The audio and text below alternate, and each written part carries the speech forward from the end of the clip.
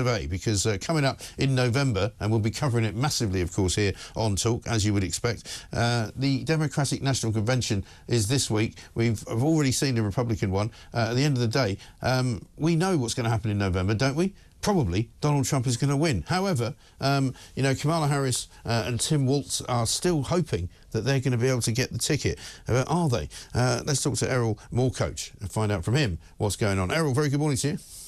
Yes, good morning. Thank you for having me. I mean, I must admit, watching Joe Biden in the last couple of hours, you would have thought he was a changed man. He seemed to have been pumped full of something or other to make him sound as though he knew what he was talking about. He made coherent sentences. He didn't drift off. He didn't wander off the stage. He didn't sort of appear to be, as he has often appeared to be, you know, without a clue as to where he even was. What did you make of the speech?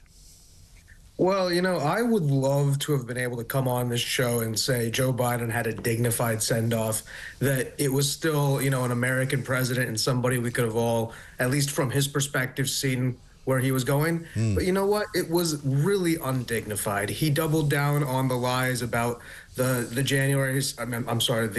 Charlottesville protests. He doubled down on the lies about the losers and suckers comments. He castigated President Trump and his supporters as literal Nazis and made that the bulwark of his explanation for why he ran.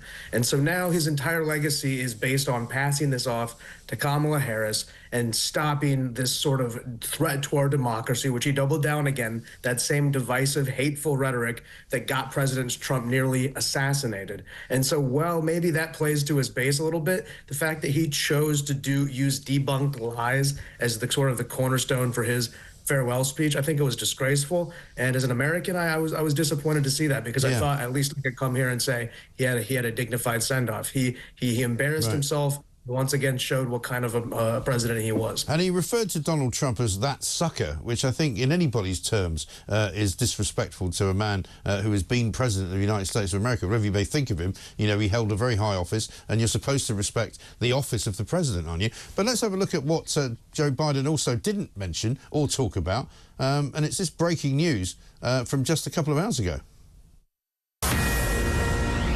This is a Fox News alert. All new this morning, House Republicans finding President Biden and his family received more than $27 million from foreign individuals and entities since 2014. Lawmakers call it an impeachable conduct. Impeachable conduct. $27 million somehow funneled to Joe Biden and his family from nefarious foreign entities. I mean, it's almost impossible to believe that he can still sit in the White House.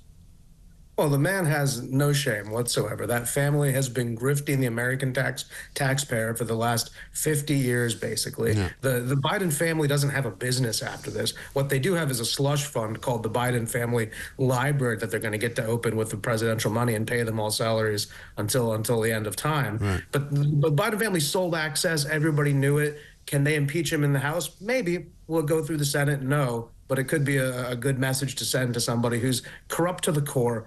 Unlike Joe Biden, unlike Donald Trump, Joe Biden made all his money in politics. Donald Trump is a businessman, made his money out of politics, actually lost money to become president. So you see the contrast between the two ideologies, and it's just a shame to see it, because Joe Biden's a grifting thief. Well, I mean, the funny thing is that in the past, you know, campaign 4 years ago, when Donald Trump was fighting Joe Biden for the White House, he said, you know, how is it possible for a man like Joe Biden, who makes effectively $150,000 a year for 50 years, how does he become a multi-millionaire? And you do have to ask that question, don't you? A lot of people in politics in America become very wealthy as a result of being politicians.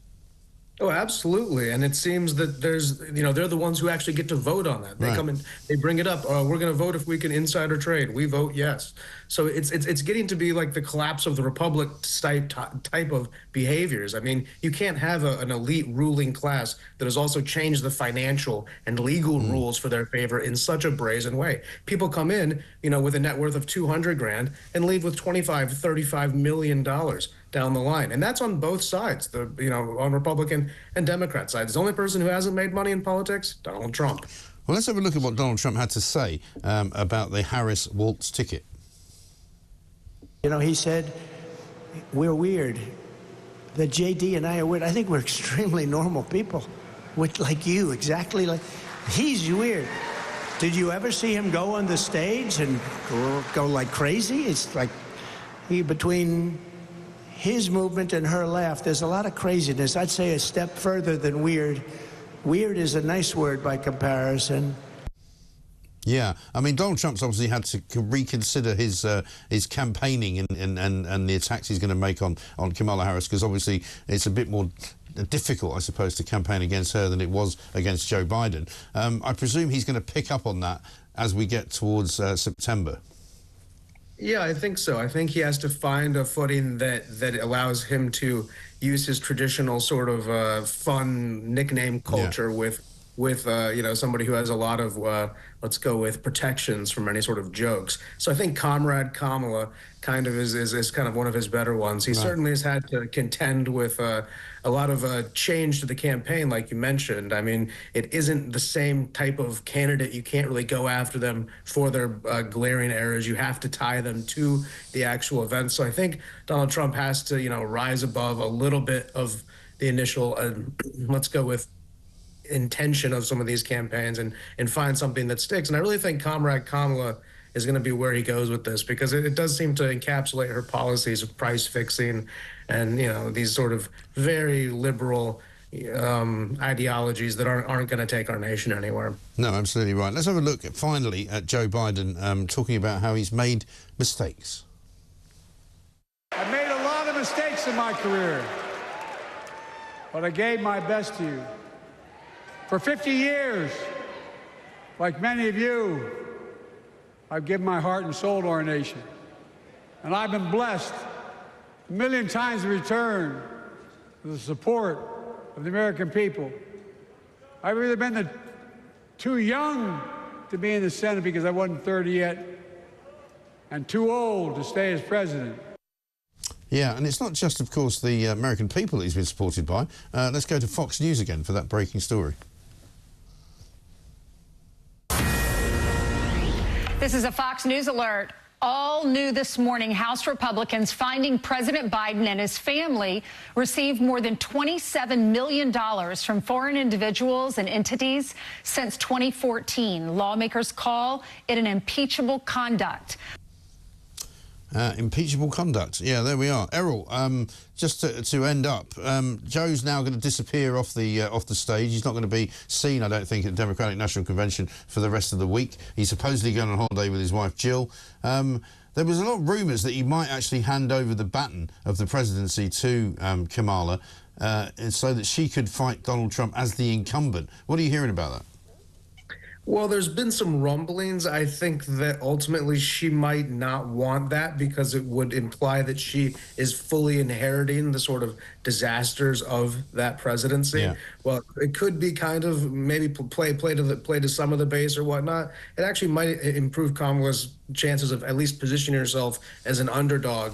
But I have heard those sort of rumblings. I don't think it will happen, though. Okay, interesting. Errol, I'm sure we'll be talking again soon. Thank you very much indeed. Erol Morkoc there, Republicans overseas, telling us precisely why the Democrats are a failing party and why Joe Biden has kind of taken his swan song and taken it rather badly and gone out not so much with a bang but with a whimper. But the one thing I suppose you can say is that he did manage to leave the stage by the right exit. He did manage to say the words that he wanted to say without stumbling over them, without slurring them, without